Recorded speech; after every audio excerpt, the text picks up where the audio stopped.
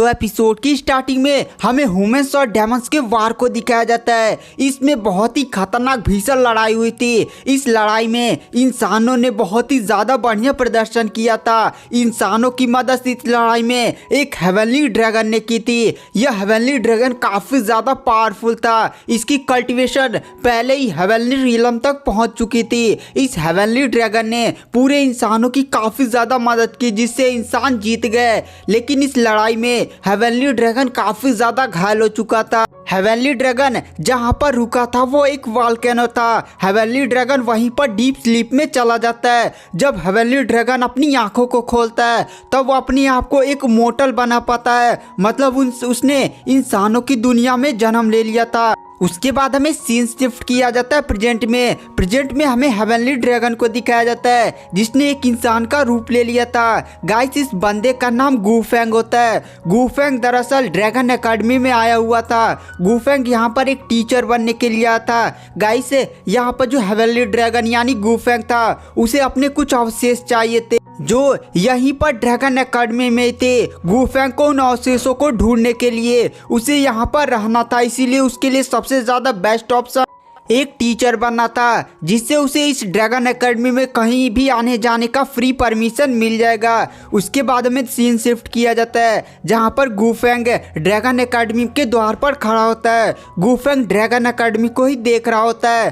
तभी उसके पास एक बंदा आता है जो सीधे गूफेंग का नाम बुलाता है। गूफेंग पीछे मुड़ता है। वहां पर वो बंदा सीधे आकर गूफेंग से कहता है, क्या आपका नाम गूफेंग है? वहां पर गूफेंग हाँ में सिर हिलाता है। वह जो बंदा होता है वो गूफेंग को अंदर कमरे में ले जाता और कहता है, यहाँ पर आप वेट करिए, मैं जाकर वाइस प्रेसिडेंट को बुला कर लाता हूँ। वाइस प्रेसिडेंट आपका इंटरव्यू लेंगे, उसके बाद आपको एक ट्यूटर बना दिया जाएगा। एक बात ध्यान रखिएगा, इस कमरे में जो चीज़ें हैं ना, उसे थोड़ा इधर उधर मत करिएगा, क्योंकि हमारी वाइस प्रेसिडेंट को ये बिल्कुल भी नहीं पसंद है कि उनके कमरे का कोई भी चीज़ इधर उधर हो। इसलिए मैं आपसे निवेदन करता हूँ। वहाँ पर गूफेंग कहता, आप इसकी चिंता मत करिएगा।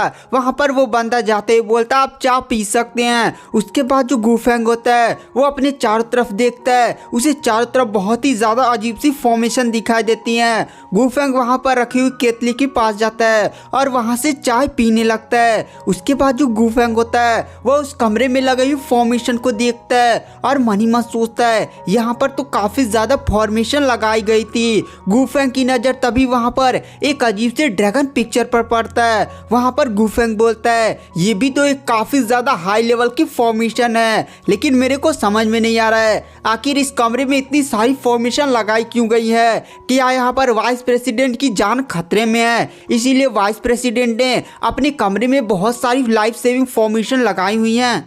तभी वहाँ पर ड्रैगन एकेडमी की वाइस प्रेसिडेंट आ जाती हैं। वाइस प्रेसिडेंट गूफेंग को देखकर कहती हैं, अच्छा तुम वही बंदे हो जिसे गोंग फैमिली के एल्डर ने रिकमेंड किया कि तुम्हें ड्रैगन एकेडमी में एक ट्यूटर बना दिया जाए। उसके बाद वहाँ पर वाइस प्रेसिडेंट गूफेंग से कहती है, तो ठीक है, अपना क्वालिफिकेशन सर्टिफिकेट दिखाओ। वहाँ पर जो गूफेंग होता है वह कहता है, मेरे पास कोई भी क्वालिफिकेशन सर्टिफिकेट नहीं है। यह बात सुनकर वहाँ पर टीचर काफ़ी ज़्यादा शॉक हो जाती है और कहती है, क्या तुम्हारे पास कोई भी क्वालिफिकेशन सर्टिफिकेट नहीं है? क्या तुम पागल हो चुके हो? क्वालिफिकेशन सर्टिफिकेट तो एक काफ़ी ज़्यादा नॉर्मल चीज़ है। तुमने कहीं से तो पढ़ाई की होगी ना, कहीं से तुमने कल्टीवेशन सीखी होगी, वहाँ पर तुम्हें सर्टिफिकेट मिलता है। वहाँ पर गूफेंग बोलता है, दरअसल मैं जंगलों से आया हुआ हूँ, इसीलिए मुझे इसके बारे में कोई भी जानकारी नहीं है, लेकिन मेरे पास गू फैमिली की एल्डर का रिकमेंडेशन लेटर है और मेरे पास पर्याप्त टैलेंट है, जिससे मैं यहाँ पर एक टीचर का रोल बहुत ही बढ़िया से निभा सकता हूँ। और रही क्वालिफिकेशन सर्टिफिकेट के बाद, वो चाहे तो मैं ब्लैक मार्केट से लेकर आ सकता हूँ। यह बात सुनकर वहाँ पर वाइस प्रेसिडेंट काफ़ी ज़्यादा गुस्सा हो जाती है और कहती है, क्या तुम ऐसी शिक्षा का मजाक बना रहे हो? क्वालिफिकेशन सर्टिफिकेट तुम ब्लैक मार्केट से ला कर देगो? रहने दो, चलो।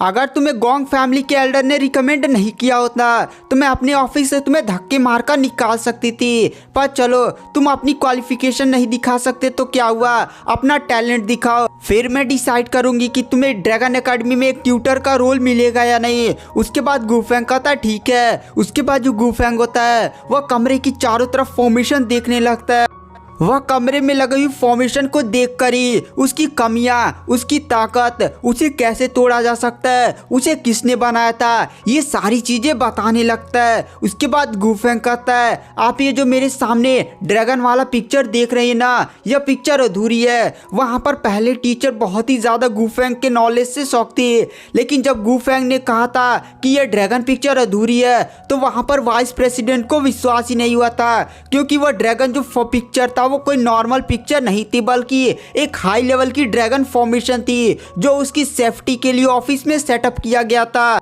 और वहाँ पर गुफेंग सीधे इस पिक्चर को देखकर यह कह रहा था कि यह ड्रैगन फॉर्मेशन अधूरी है। वहाँ पर जो वाइस प्रेसिडेंट होती है वह कहती है तो ठीक है तुम ये प्रूव करो कि यह ड्रैगन फॉर्मेशन अधूरी है। वहाँ पर गुफेंग कहता है ठीक है मैं अभी से प्रूव कर देता हूँ कि ये जो ड्रैगन फॉर्मेशन है वह अधूरी है। गुफेंग तुरंत अपना हल्का सा नाखून काटकर दोनों आंखों में ड्रैगन के खून अपना लगा देता है, जिससे वो ड्रैगन पिक्चर एकदम पूरी लगने लगती है। वहाँ पर वाइस प्रेसिडेंट काफ़ी ज़्यादा गुस्सा हो जाती है और कहती है तुम्हारी हिम्मत कैसे हुई ड्रैगन फॉर्मेशन में अपना ब्लड डालने की। तभी अचानक से वो ड्रैगन फॉर्मेशन की तरफ देखती है। ड्रैगन फॉर्मेशन से बहुत ही खतरनाक रोशनी निकलने लगती है और सीधे पिक्चर से एक पराभासी ड्रैगन बाहर निकलता है। वह ड्रैगन तुरंत अपनी आभा को छोड़ता है, जिससे वह फॉर्मेशन और भी कई गुना ज़्यादा स्ट्रॉन्ग हो जाती है। इस नज़ारे को देखकर वाइस प्रेसिडेंट काफ़ी ज़्यादा शॉक हो जाती है और कहती है क्या तुम एक फॉर्मेशन मास्टर हो। वहाँ पर गुफेंग बोलता है अरे नहीं,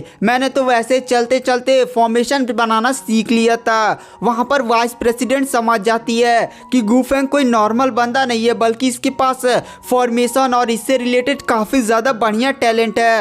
अगर तुम्हारे पास क्वालिफिकेशन सर्टिफिकेट होता तो मैं तुम्हें बहुत ही आसानी से ड्रैगन एकेडमी का एक ट्यूटर बना लेती, लेकिन हमें ऊपर लोगों को भी देखना पड़ता है और जवाब भी देना पड़ता है, इसीलिए मैं तुम्हें टीचर तो रखूंगी लेकिन तुम्हें पहले हमारे ड्रैगन एकेडमी का टीचर वाला टेस्ट पास करना होगा। यह हमारे ड्रैगन एकेडमी का नियम है। वहाँ पर गुफेंग बोलता है ठीक है कौन सा टेस्ट है। वहाँ पर जो वाइस प्रेसिडेंट होती है वह कहते हैं ठीक है मैं तुम्हें प्रिंसिपल के पास लेकर चलती हूँ। उसके बाद जो वाइस प्रेसिडेंट होती है वह गुफेंग को लेकर प्रिंसिपल के पास जाती है। वाइस प्रेसिडेंट प्रिंसिपल से कहती है principal Liu Jiao, Gong family के एल्डर ने गुफेंग को एज अ टीचर हमारे एकेडमी में रिकमेंड किया है, तो आप इसका टेस्ट ले लीजिए, इसके पास काफ़ी ज़्यादा बढ़िया टैलेंट है। तभी वहाँ पर जो प्रिंसिपल जियाओ होता है वो सीधे गुफेंग के पास आता है और कहता है ठीक है मैं तुम्हारा टेस्ट ले लेता हूँ, तुम पहले अपना क्वालिफिकेशन सर्टिफिकेट दिखाओ। वहाँ पर गुफेंग बोलता है मेरे पास क्वालिफिकेशन सर्टिफिकेट नहीं है लेकिन मेरे पास टैलेंट बहुत ही ज़्यादा बढ़िया है। वहाँ पर ये बात सुनकर प्रिंसिपल काफ़ी ज़्यादा गुस्सा हो जाता है और कहता है क्या बकवास चल रहा है, इसके पास कोई भी क्वालिफिकेशन सर्टिफिकेट नहीं है, ये जंगल से पकड़ कर तो नहीं आया है। वहाँ पर वाइस प्रिंसिपल बोलती है अरे प्रिंसिपल लियू जियाओ ये काफ़ी ज़्यादा एक टैलेंटेड बंदा है। और गाइस मैं आपको यहाँ पर बताना चाहता हूँ प्रिंसिपल और गोंग फैमिली के एल्डर का थोड़ा सा आपस में नोकझोंक चलता है, जिसके लिए प्रिंसिपल थोड़ा सा गोंग फैमिली के एल्डर द्वारा भेजे गए सभी बंदों का काफ़ी स्ट्रिक्ट टेस्ट लेता है। प्रिंसिपल मैंने खुद गुफेंग का टेस्ट लिया है, उसके अंदर काफ़ी ज़्यादा बढ़िया फॉर्मेशन और काफ़ी ज़्यादा बढ़िया टैलेंटेड है और ये काफ़ी ज़्यादा पावरफुल भी है, आप इसका टेस्ट ले सकते हैं, आप मुझ पर भरोसा कर सकते हैं। वहाँ पर प्रिंसिपल कहते हैं ठीक है मैं आपकी बातों पर भरोसा करता हूँ। गुफेंग तुम्हें ड्रैगन एकेडमी में टीचर बनने के लिए 3 टेस्ट पास करना होगा जो मैं खुद बनाता हूँ। वहाँ पर गुफेंग बोलता है ठीक है मैं आपके सभी टेस्टों को पास कर लूँगा। उसके बाद जो प्रिंसिपल होते हैं वो गुफेंग को पहला टेस्ट दिलाने के लिए पहले चेंबर में लेकर जाते हैं, जहाँ पर प्रिंसिपल गुफेंग को बताते हैं तुम्हें पहले अपनी पावर्स का टेस्ट देना होगा, तुम्हें लगभग 20 गोल्ड लेवल के मॉन्स्टर का सामना करना होगा, क्योंकि एज अ टीचर तुम्हारे पास स्ट्रेंथ तो होनी चाहिए, फिर तुम्हारे पास बाकी क्वालिफिकेशन होनी चाहिए। तो इस कमरे में तुम्हें जाना है और उस कमरे में तुम्हें 20 मॉन्स्टर को एक एक करके मारना है। वहाँ पर गुफेंग बोलता है ठीक है मैं इतना ज़्यादा टाइम नहीं दे सकता, आप उन सभी 20 मॉन्स्टर को एक साथ भेज दीजिए। वहाँ पर प्रिंसिपल ये बात सुनकर काफ़ी ज़्यादा शॉक हो जाता है और कहते हैं तुम सही सलामत तो हो ना। वहाँ पर गुफेंग बोलता है अरे आप चिंता मत करिए, मैं जितना कहा उतना कर दीजिए। वहाँ पर प्रिंसिपल कहते हैं ठीक है। उसके बाद जो गुफेंग होता है उस चैम्बर में चला जाता है। गुफेंग चैम्बर में चारों तरफ देखता है और अचानक से चैम्बर की टेलीपोर्टेशन एक्टिवेट हो जाती है और बहुत सारे मॉन्स्टर जो गोल्ड लेवल के थे वो सीधे गू फेंग को घेर लेते हैं। वो सारे मॉन्स्टर के हाथों में एकदम तलवारें थी। गू फेंग अपने हाथों को पीटने लगता और कहता बहुत ही बढ़िया, बहुत समय से मैंने लड़ाई नहीं की थी, अब आएगा ना मजा। और इधर हमें बाहर दिखाया जाता है प्रिंसिपल और वाइस प्रेसिडेंट सारे लोग मिलकर गू फेंग को बाहर से देख रहे होते हैं। प्रिंसिपल कहते हैं कि आपने जिस बंदे का टेस्ट लिया है वो सही सलामत तो है, मुझे नहीं लगता कि वो गोल्ड लेवल के 20 मॉन्स्टर का इतनी आसानी से सामना कर लेगा। अगर वो एक एक से फाइट करता तो मैं मान सकता था। वहाँ पर वाइस प्रेसिडेंट बोलती है अरे गोंग फैमिली के एल्डर ने रिकमेंड किया तो इस बंदे के अंदर कुछ तो टैलेंट होगा ना। वहाँ पर प्रिंसिपल बोलता है चलो देख लेते हैं।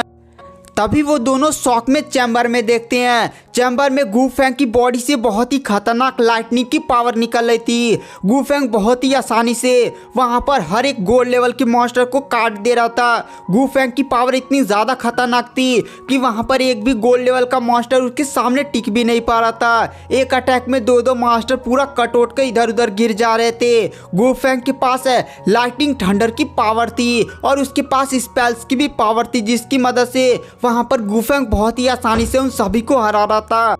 बाहर वाइस प्रेसिडेंट और प्रिंसिपल ये सारी चीज़ें देख रहे थे। प्रिंसिपल बोलते हैं अरे गू फेंग के पास तो लाइटनिंग की पावर है, ये तो एक काफ़ी ज़्यादा रेयर स्किल है ना। वहाँ पर वाइस प्रेसिडेंट बोलती है हाँ लाइटनिंग पावर तो काफ़ी ज़्यादा रेयर है। और इधर हमें गू फेंग को अंदर दिखाया जाता है। गू फेंग ने लगभग कुछ ही मिनटों में उन सभी 20 गोल्ड लेवल के मॉन्स्टर को बहुत ही आसानी से मार दिया था।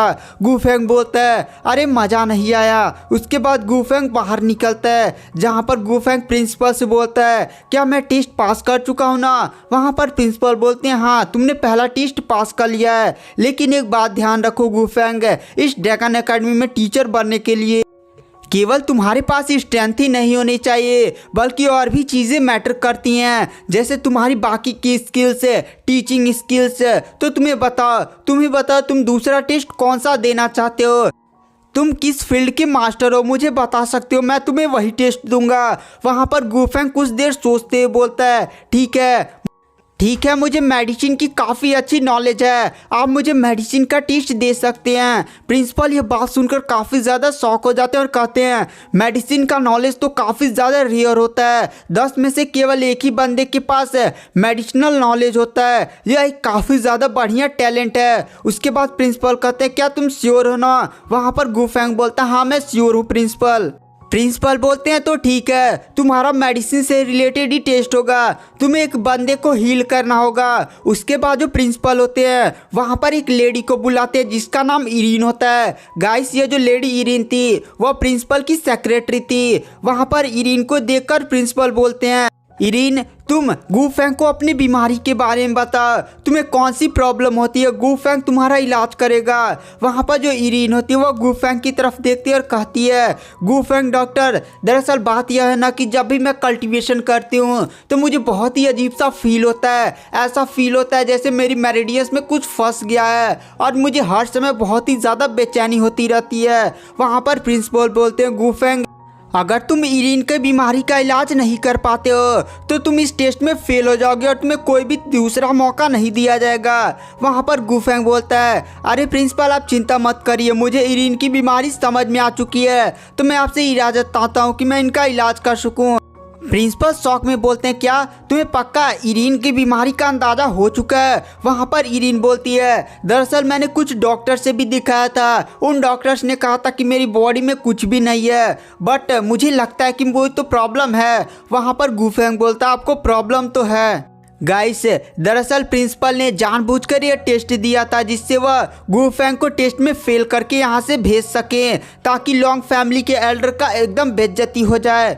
गू फेंग इरीन से कहता है इरीन आप अपना हाथ आगे करिए, मैं आपका कुछ टेस्ट करना चाहता हूँ। इरीन अपना हाथ आगे कर देती है। गू फेंग इरीन की नस को चेक करने लगता है, उसे कुछ इरीन की बॉडी में अजीब सी हलचल महसूस होती है। गू फेंग कहता है आपको एक्सोथाइलम बीमारी है। एक्सोथाइलम का नाम सुनकर वहाँ पर इरीन काफ़ी ज़्यादा शौक हो जाती है और कहती है कौन सी बीमारी है। वह मन ही मन सोचती है शायद गू फेंग उसका चूतिया काट रहा है और उसे बहुत ही आसानी से बेवकूफ़ बना सकता है, इसलिए वह कहती है मैंने इस तरह की बीमारी का तो कभी नाम ही नहीं सुना, ना ही मैं इसके साइड इफ़ेक्ट के बारे में कुछ जानती हूँ।